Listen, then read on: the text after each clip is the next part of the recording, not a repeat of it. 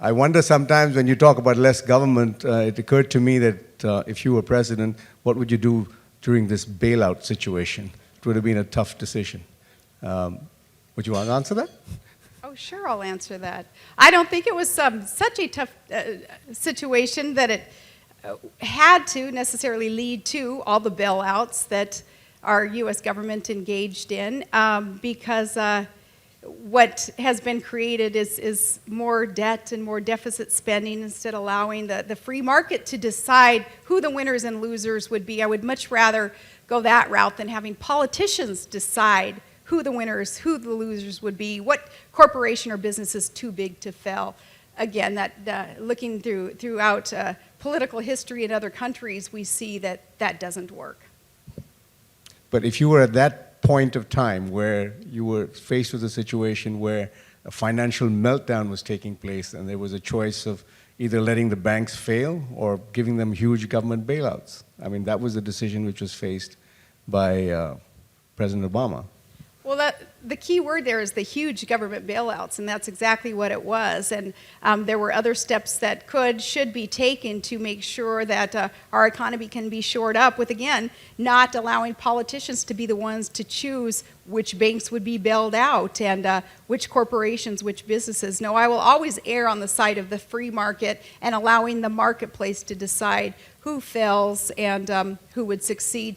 And when a business fails, perhaps this sounds harsh, but that leaves room then for a business to come in and prove itself with the ultimate success. And would you be in favor of outsourcing and free trade with India in terms of that affect jobs in your country?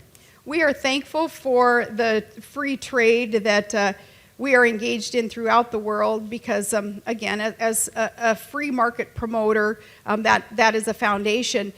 One thing that India and the U.S. could and should be working on together is to make sure that transportation throughout the Indian Ocean remains free so that we can have products safely flowing through. And that brings up a relationship with China, and maybe you want to talk about that in a little bit. But yes, free trade, that is a hallmark of one who would believe in the free market entrepreneurial system. Well, I'm glad to hear that commitment.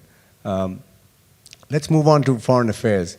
With all the recent happenings in the Middle East, and particularly in Egypt and now in Libya, if you were president, would your response have been any different from what President Obama did?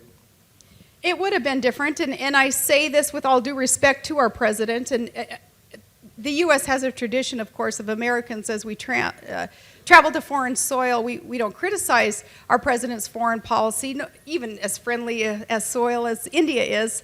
I won't criticize what his foreign policy has been, but to answer your question, certainly there would have been more decisiveness. There would have been more commitment to making sure that those who are freedom fighters, who truly desire democracy and free and fair elections and respect for human rights and women's rights, that they know that America is on their side. We have a rich tradition, a history in America of being on the side of those who would seek democracy, who would seek freedom and free markets. So yes, there would have been more decisiveness and less, though the word has been beaten to death, the word dithering.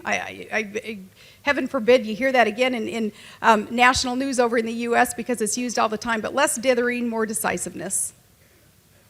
Would you have sent in the Marines into Libya? We do not necessarily need to have troops on the ground. We can support the no-fly zone, which we at least articulated a long time ago, and now finally we're seeing a little bit of action lead to an actual enforcement of a no-fly zone. But we don't necessarily need to have our men and women in uniform on the ground there. Let's talk about China. You mentioned about China. I mean, how do you see the rise of China as a global power, and also in terms of your commitment to freedom for individual human rights, which China has a huge problem with? What would be your attitude towards that? Well, America, of course, is economically linked to China because they hold much of the note to America. You know, much of our $14 trillion debt is owned by China, and it's a dangerous place to be reliant on another country to finance some of the products and services and goods of America to be so reliant on one country. China has a choice.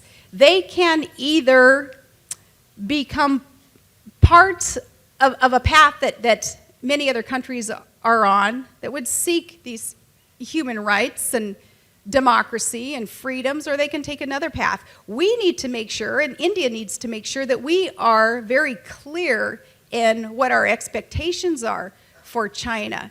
Especially, again, America, as we have such a link with that country. We have economic concerns about what China does. You know, there is the argument that they manipulate their currency, though they turn around and say, well, so does the U.S. as we engage in quantitative easing and we monetize our debt. They say we're devaluing our own dollar, and we say that they have some trade barriers that are unfair that they erect, and we'd like to see them remove those so that we can have more of a balance of trade with China.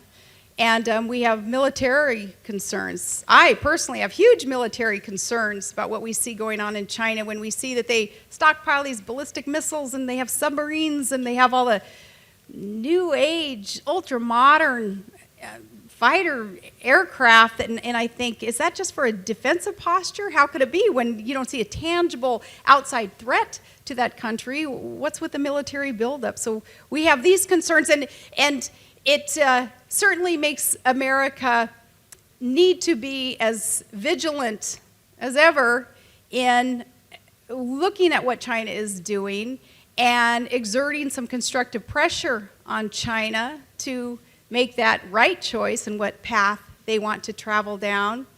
And we do have some concerns. We do have that link, though, with China. And again, we look forward to seeing them make the right choice to get on the right path. Let's talk a little bit about your Tea Party movement. How do you feel that has redefined conservative politics in America and in a way improved your political profile too? And it certainly has redefined politics in America in such a good way. The Tea Party movement has forced politicians on both sides of the aisle to really rethink the way that they do business. Tea Party Americans are independents, not obsessively partisan on one side or the other.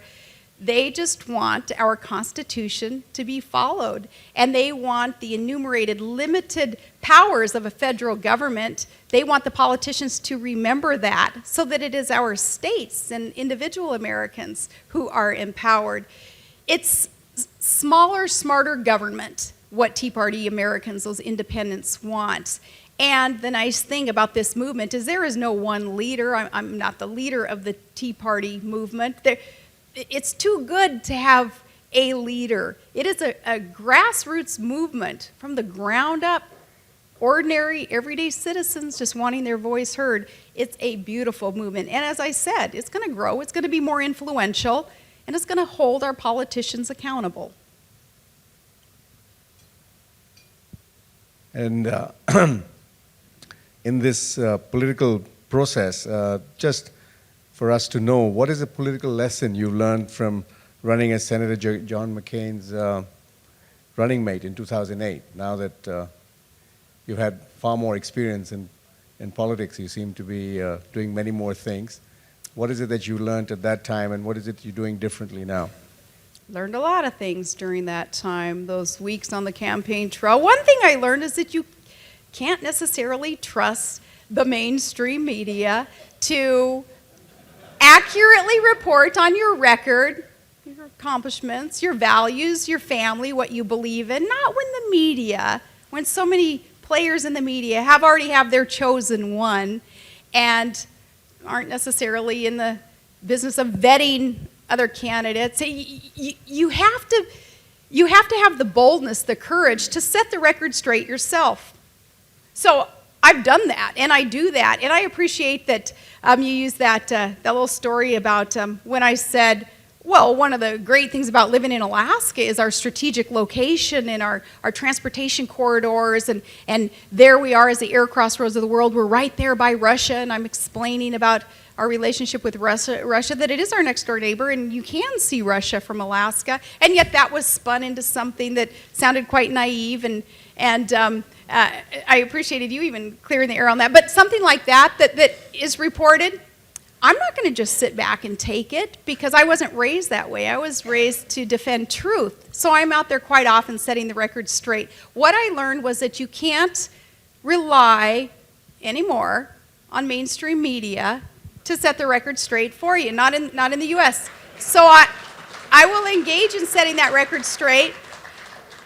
Too often Republicans are, I don't know, I think that they kind of have the fighting instinct of sheep sometimes. And they just, they're just going to sit back and take it when somebody's saying something that is untrue or misreporting something about them. No, I don't have that within me. And I think a lot of it has to do with my upbringing in Alaska. But I will put my foot down and I will state truth so that people have correct information so that they can make decisions themselves. So relationships with the media certainly came to the forefront during that campaign and have ever since. And it's not victimization. I don't play the victim card. I would accuse anybody of playing the victim card when they do choose to set the record straight. And when they do in a campaign choose, there's nothing wrong with calling out an opponent on their records and their associations. That's important. That's fairness to the electorate to have all that information. But what I learned is you can't rely solely on the media to do that. You've got to do it yourself. Why do you think you lost the election? Because the media did not. No, I'm kidding. No. I'm kidding. Shoot the messenger. Yeah, no. As you explained, candidate Obama, he had a strong campaign. He was the agent of change. And though he was inexperienced and relatively unknown in the U.S., people so desired that change that I think that was the key. But you could have been a change too, your ticket. I wasn't the top of the ticket, remember? You. I'm not saying that I should have been. I'm just saying. You plan to be on top of the ticket? Oh, gosh, I knew you were going to ask me that Well, eventually. then. Don't know yet. Don't know. Don't know yet? Don't know yet. When do you think the world will come to know? You seem to be working at it. I don't think that there needs to be a rush still to get out there as a declared candidate. I think that there's still plenty of time to find out who else is willing to put their name forward in service, and there's still time to deliberate on that. And certainly, it's a life-changing decision, obviously, how it so affects a family. We certainly learned that lesson, didn't we, Todd, how affecting on a family a candidacy is. So there's still a lot of thought that has to go into it. Are you saying that you're still thinking about it? To put it concisely, yes. I'm still thinking about it. Do you think that it's difficult for a woman to become president in America? Do you think Hillary failed in this bid because of that? Hillary was as strong a candidate as Barack Obama. She was more experienced. I won't bore you with American politics, but please do. I knew, yeah. But I think it's going to be fascinating to see what Hillary decides to do in these coming months, and as if it's true, if she's declared that she doesn't want another term as Secretary of State, if that is true, how that will play out on the Democrat side of the ticket through their primary. I think it's going to be fascinating, but just kind of my opinion there, and I won't bore you with all of that. But no, Hillary was a strong candidate, and she'll be a strong candidate in the future if she so chooses to run. It's not impossible for a woman to become president of the United States of America. In fact, I think it's time that a woman is president of the United States of America. Oh. And I was raised in a household, though, and in an environment where truly gender isn't an issue. I was raised to do the same thing that the boys do. My daughters, playing football and hockey and in the environment in which we are a part of, with our vocations and avocations chosen, gender certainly isn't a hindrance. We truly, literally believe in equal rights. Oh, that sounds very positive as far as you're concerned in terms of what you're considering for a possible nomination. There are a lot of good potential female candidates out there, though. There are a lot of good gals who could do the job. Well, you seem to be ahead of the race in any case. Let's get back to, you mentioned terrorism in your speech, and that's something which America has faced and India has faced too. What do you see as the biggest threat to global security now? It would be nuclear weapons in the hands of a terrorist, and that is why we have got to be so vigilant, and we have got to take some of these characters seriously. Ahmadinejad, as he threatens our ally Israel and threatens America, we have got to take these characters seriously, these evil dictators, and make sure that they don't get their hands on nuclear weapons. And we have got to engage in robust diplomacy and make sure that we have consistent policies, and that we are doing all that we can to make sure that that threat is never realized. Certainly it is the greatest threat. So what would you do to get after these characters? I mean, if suppose a place like Pakistan, which has nuclear weapons, and it were to fall in the hands of characters such as these, what would you do? There are, as president. Yeah, there are a lot of economic steps that can be taken, and obviously the military steps would be of last resort, but the sanctions that we hear lip service being given to and sometimes not being made manifest, the things that we can do to pressure these countries to let them know that we wouldn't stand for it. We would not stand for the harm that perhaps they would desire to invoke on innocent people. We won't stand for it. So economic sanctions, and then being bold enough to tell them that what is still on the table are military options too, not ever taking that off the table. But there are many things that we can do and still be peaceful about it. I am a believer, as Ronald Reagan was, in peace through strength. I'm such a believer in having a strong military presence and letting some of these characters know that we would not be hesitant to use our military might to contain their evil, to restrain it, so that they wouldn't get their hands on nuclear weapons in order to cause harm to the innocents. So what I'm hearing from you is global threat from China, these kind of terrorists perhaps getting hold of nuclear weapons, and the fact that you've also said about America is not declining, it's on the rise, it's the power of the global power. Would you end up increasing your defense budget, which is quite sizable? The waste and the fraud in our defense budget, obviously, chop it, get it out of there. We need to be efficient, even militarily. But there are so many other places that need to be cut in our budget, so far ahead of military cuts. No, as I say, I believe in a strong military, strong national defense. That's our number one job of our federal government, is securing our borders, making sure that our homeland is safe. And no, any choice that would have to be made in terms of funding defense, funding national security, and funding anything else, no, it would first be our national defense. What would you say was your role model in American politics? I mean, present, past, who is it that you would like to model yourself on? I'm thankful that I came of age, if you will, politically speaking, in the era of Ronald Reagan. In high school and in college, Reagan was in office, so I got to see him live out those principles that I so believe in the free market, and he believing in the power of the individual and not this collectivism, not this centralized, top-down, bureaucratic way of making decisions for the people. Ronald Reagan was a role model. But even before that, the great emancipator, Abraham Lincoln. I loved studying him when I was a child, and loved knowing that he was an underdog, and he was self-taught, and he was plain-spoken, and he had the right heart for public service. He served for the right reasons and made such great sacrifices personally in order to serve the American people, that those two individuals, Lincoln and Reagan, and that's why I'm a Republican too.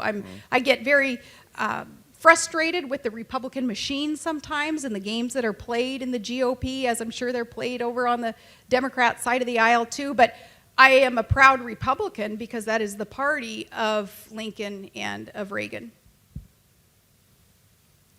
How important do you think India will be to America in the next decade? How do you see the relationship developing further? With apologies to Ambassador Roma, Republican presidents are normally better for India than Democrats. So, how would you see the relationship go further?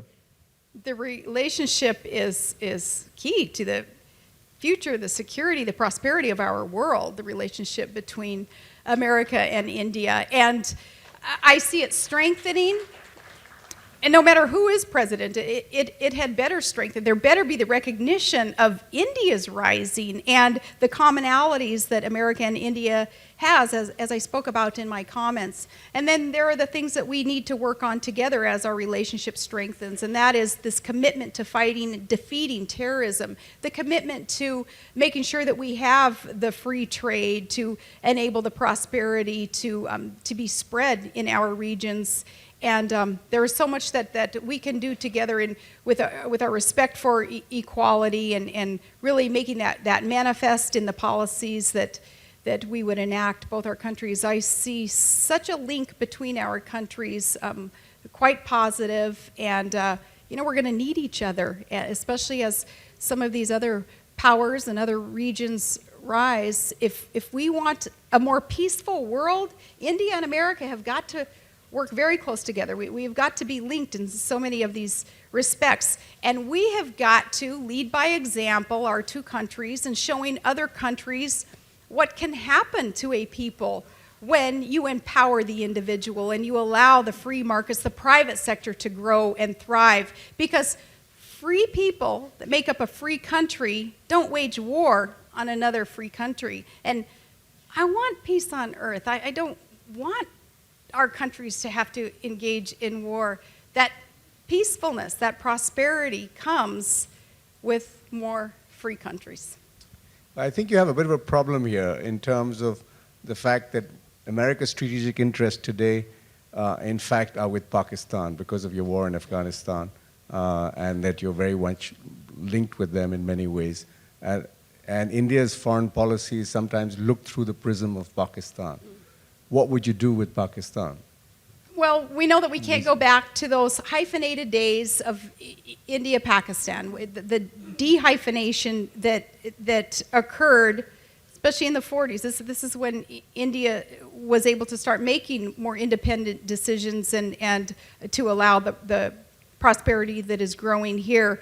No, we need to and can work together in dealing with Pakistan. We have our issues there too, and yes, in a sense we had to and do ally with them because of our commitment to winning a war in Afghanistan still. So we need to be working with Pakistan, but that's one of those linkages, one of those issues that need to be strengthened, need to be worked on as we deal with your neighboring country. Because India sees Pakistan as a country which exports terrorism to India and doesn't see America condemning Pakistan enough or stopping this cross-border terrorism or using their pressure in order to stop this from happening across. Well, I hear that condemnation of when we perceive that Pakistan isn't being tough enough on the terrorists there and allowing it to cross border into India. I hear that, but perhaps that is because I'm tuned into that. I listen to that. But again, that needs to be one of those things that we work on to make sure that India knows that we too, in America, and those whom we are choosing to work with across the globe, we will not put up with innocent people being attacked, innocent people being harmed by terrorists. That's part of that relationship building that has got to keep occurring so that you have more confidence too in America's commitment to defeating terrorism. How would you define your position today in the Republican Party? Well, I'm pretty independent, and some Republican players in the hierarchy don't necessarily like that. And I say that again with all due respect to those who have served for many, many years in the Republican Party. As a city councilman, as a mayor, as a governor, it seems like I was always kind of swimming upstream, fighting against the hierarchy in a political machine there, even in Alaska, because I don't let the obsessive partisanship get in the way of just doing what's right for the people whom I'm serving. I'm a busy mom, and I think it's because I am so busy that I just don't have time to play some of the games that the guys want to play. So I just kind of plow through that and just try to get the job done. You know what, I think, though, some of my relationship with those in the Republican Party that maybe is not as smooth as some others, again, has to do with an independent upbringing of mine. I confess to you right now, my husband, Todd Paelin, he's not even registered within the Republican Party because he's such an independent. He's part of that 70% of the Alaskan electorate that isn't registered in the Republican Party. They're just independents because they too, just being very busy, just so much common sense that they have, not having time for political games, just wanting to see government play its appropriate role in allowing the private sector to grow and thrive. A lot of it has to do with my very independent family that I'm a part of. One of the big issues, I just wrap up now. One of the big issues facing America, of course, is the revival of the economy and jobs coming back, etc. Your basic solution, you're saying, is just cut government spending. You think that will do the job?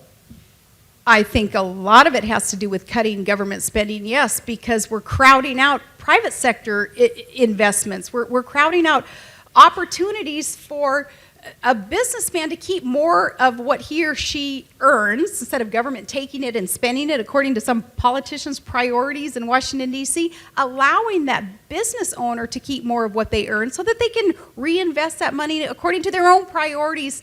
And then they hire more people, they expand. That's how you get the economy rolling. It's common sense. It comes from a private sector background. It comes from the businesses that Todd and I have and that we have run over these years. Just very common sense, free market principles. So cutting government, yes, and not making people reliant on government to fulfill our needs and to take care of us, but allowing us as individuals to do that. And we do that by keeping more of what it is that we earn.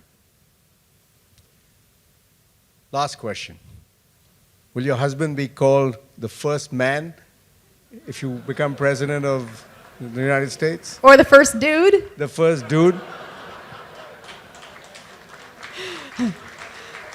Todd has said that over these couple of decades in politics, his buddies, they've called him every name in the book. So anything is good for him. Probably the first gentleman. Man, that's getting way ahead of ourselves, though, isn't it? Yes, it is. Okay, I have to wrap this up now. Thank you, Governor Paelin, for being so cooperative, frank, and answering all our questions and your speech about Vision of America. We're delighted with your visit to India, and we hope that your political future is as bright as you see it. Thank you so much, and God bless you. I'm honored to get to be here. Thank you.